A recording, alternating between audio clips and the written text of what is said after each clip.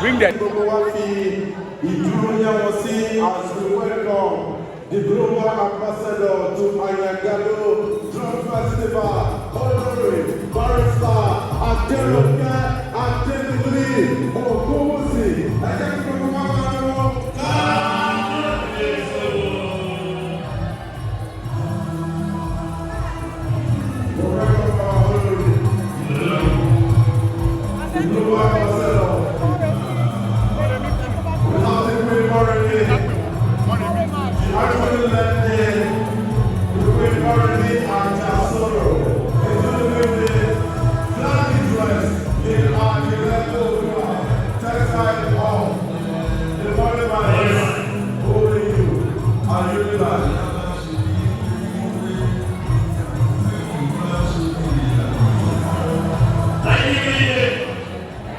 God bless you, DJ Ayan, DJ Ifecityblog. Ladies and gentlemen, at this point, once again,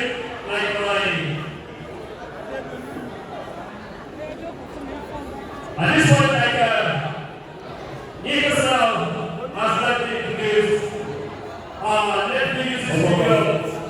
to also welcome officially the Prime Ambassador Ayan Agalu Festival. Not only that, our honor here seated majestically is also the Prime Ambassador to Olori Aderonke. He is also the convener African Fashion Week Nigeria, the convener African Fashion Week London, and also African Fashion Week Brazil. Ladies and gentlemen, we welcome Olori Aderonke Ademiluyi-Ogunwusi. Thank you very much for coming on. God bless you. Over to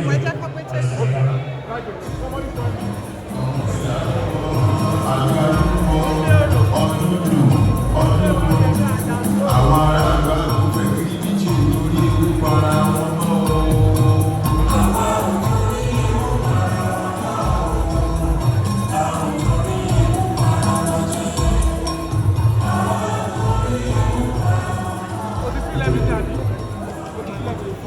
Alright, this is a sign that Kabiyesi will be joining us anywhere from now.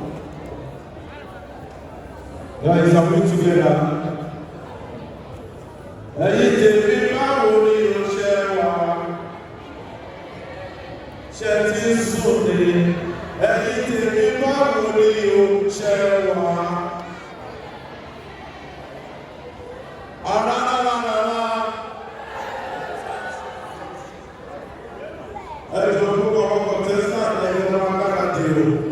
We'll be starting the competition properly, officially, any moment from now.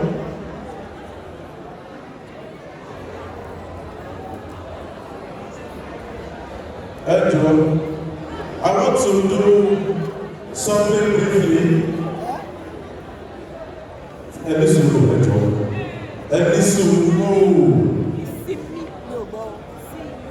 I want to do something briefly.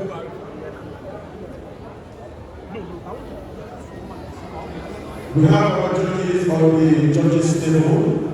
We want to thank you for being with us right from morning.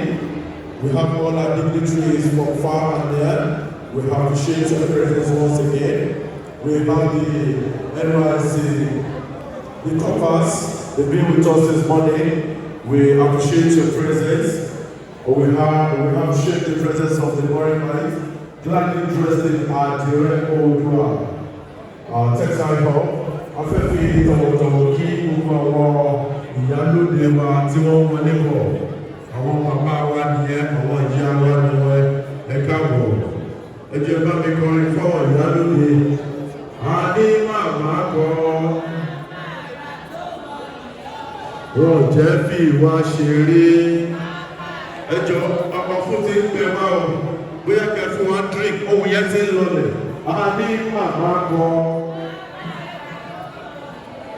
Wọ́n jẹ́ fi wá ṣeré.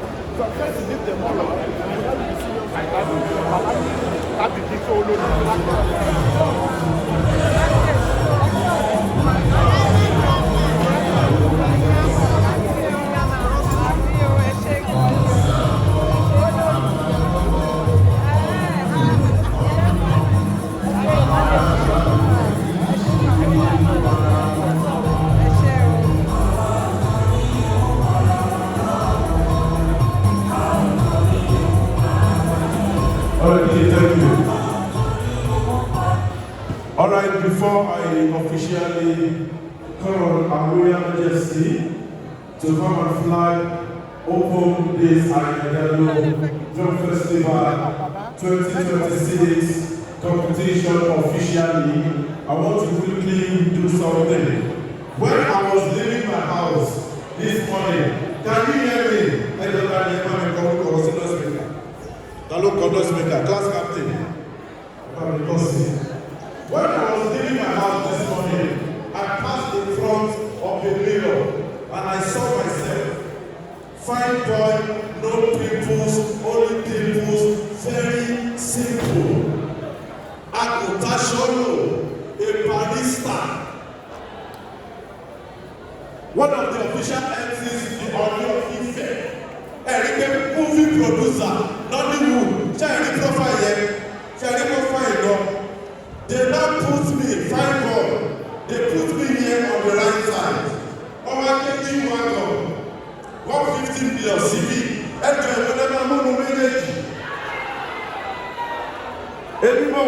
fine boy is here. Look at me. In case you are not seeing me very well, can you see me clearly? Shall I not tell you, man? Boy, I won't leave me, man. I will be that now. Look at me on this side. Can you see me very well? They now put me here.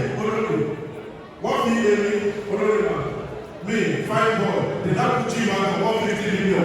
Which one are you picking? And they look you. Okay, they put me here. They now put 50 million Range Rover here. Which one are you picking? They put me here. They now put Corona 15 million here. Which one are you picking? They put me here. They now put power bike like 10 million here. Which one? They put me here. They put Volkswagen here. Which one?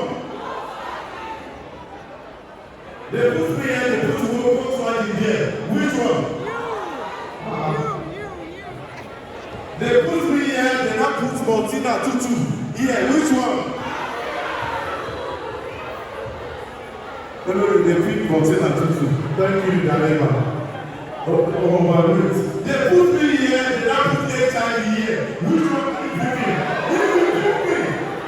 If anybody picks me here. G-Wagon, you don't pick me.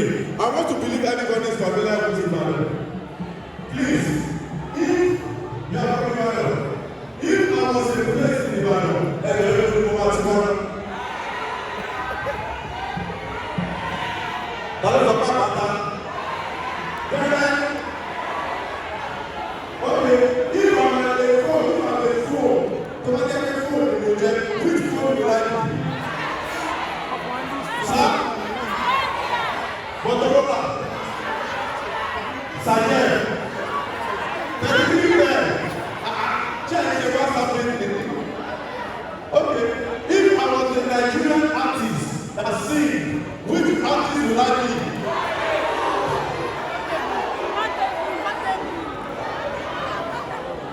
They said, thank you, what is happening there? Okay, if I was a footballer, which footballer would I be?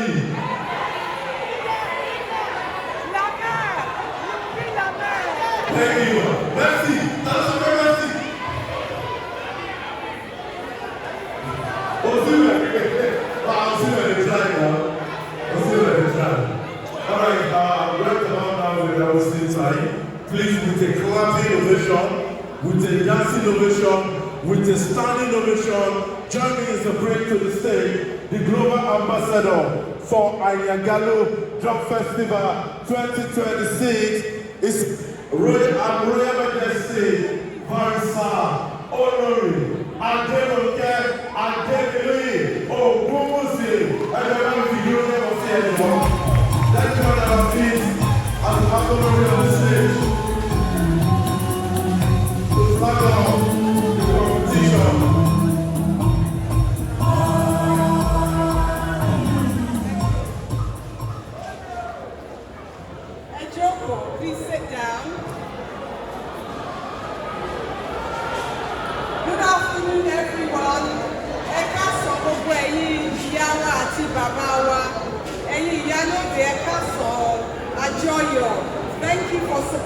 us today and ensuring that we take the drum festival to another level. I'm not going to give my welcome speech yet.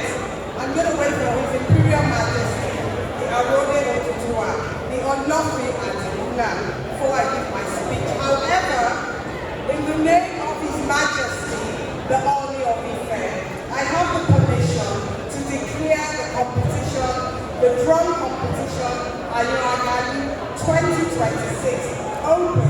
So let the competition begin. Thank you.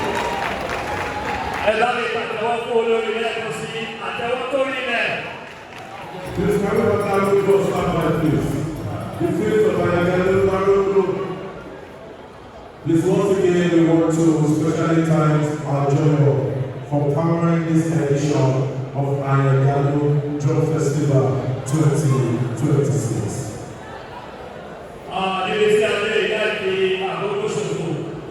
Àti fẹ́ bẹ̀rẹ̀ ìdíje lónìí pẹ̀rẹ̀ sí. Ẹ̀yẹ́ bẹ̀rẹ̀ pẹ̀lú ayé báyìí tàbí àkúrò láti odò.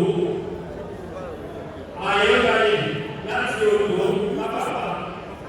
Ẹ̀ẹ́dí àrólé ọlọ́fà ọwọ́ tí wọ́n máa rẹ̀. Please, all the contestants, gbogbo àwọn tó fẹ́ díje lẹ́yìn, ẹ jẹ́ kí wọ́n gbáradì. You can call anyone. Please let me call the first five. The first five people. Permit me to also greet and appreciate one more time architect Olori Aderonke Ademiluyi-Ogunwusi. Our princess, Momina Olori, one more subject. Okay. Momina Olori, you don't say behind any successful man, there's always a woman. Princess is around as well. She will join us from our princess Olori Aderonke. Ẹjọ́ ọgbọ́n àwọn tó fẹ́ díje ẹjẹ́ kí wọ́n lọ gbáradì ààrí ọjọ́ ìṣòro.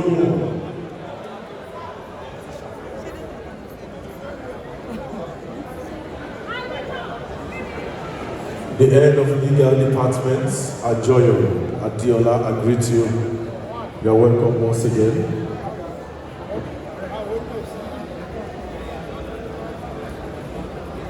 The convener, Sene, Russia, she's everywhere.